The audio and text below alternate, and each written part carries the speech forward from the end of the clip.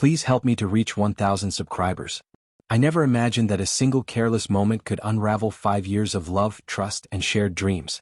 Yet here I am, realizing that some mistakes don't just hurt, they change the course of your life entirely.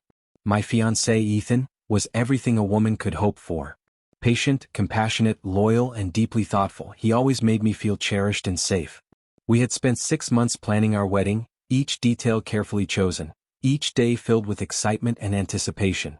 Everything seemed perfect, until I ruined it all at a party. It was meant to be innocent, a casual reunion with college friends, a night of laughter, drinks, and nostalgia. Aaron was there too, Ethan's best friend and my soon-to-be husband's best man. Charming, confident, with a teasing streak that could make anyone blush, he had always flirted playfully, and I had always brushed it off. But that night, fueled by alcohol, attention, and a misguided sense of fun, I let myself be swept into a dare that would forever change everything. "Dare you to kiss Aaron right here, right now?" someone shouted. I laughed nervously, trying to brush it off. But Aaron leaned closer, smirking, "Only if you have the guts." The crowd cheered, chanting, laughing, egging me on. And foolishly, I leaned in and kissed him. Not a quick, harmless peck. A lingering kiss, too passionate, too visible, too revealing. Then I saw him, Ethan, standing in the doorway, frozen. His expression wasn't anger.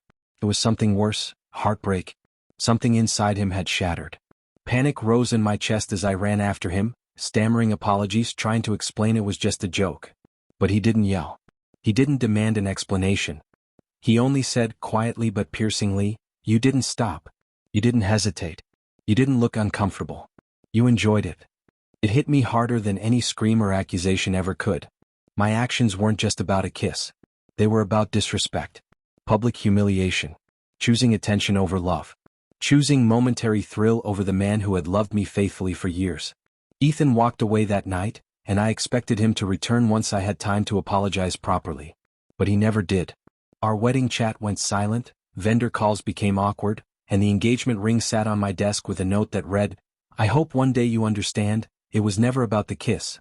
It was about what it revealed." I read those words over and over, slowly realizing what he meant. It wasn't the kiss that broke us. It was the choice I made in that moment. The decision to seek validation and fun instead of valuing him, his love, and our relationship. I hadn't resisted. I hadn't expressed discomfort. I had willingly crossed a line that no healthy relationship should ever tolerate, publicly undermining the person who loved me unconditionally. Weeks passed. Friends chose sides. Some defended me, saying it was a harmless joke. Others called it betrayal. But Ethan never shamed me, never caused a scene. He simply stepped away with dignity. And in that, I saw a lesson in true self-respect. Eventually I sought closure. When we met, he was calm, not angry, simply finished. I asked, "Was it really that bad?" "It wasn't the kiss," he said, "it was the choice. A choice to prioritize amusement over loyalty, thrill over trust, attention over love."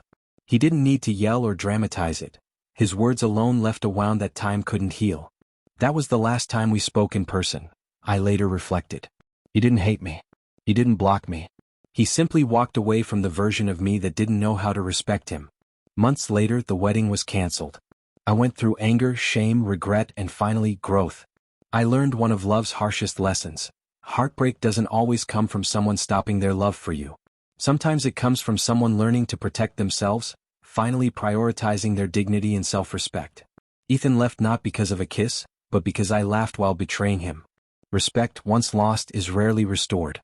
I share this story not for sympathy but as a warning. Fleeting thrills can cost you the person who makes you feel special every single day.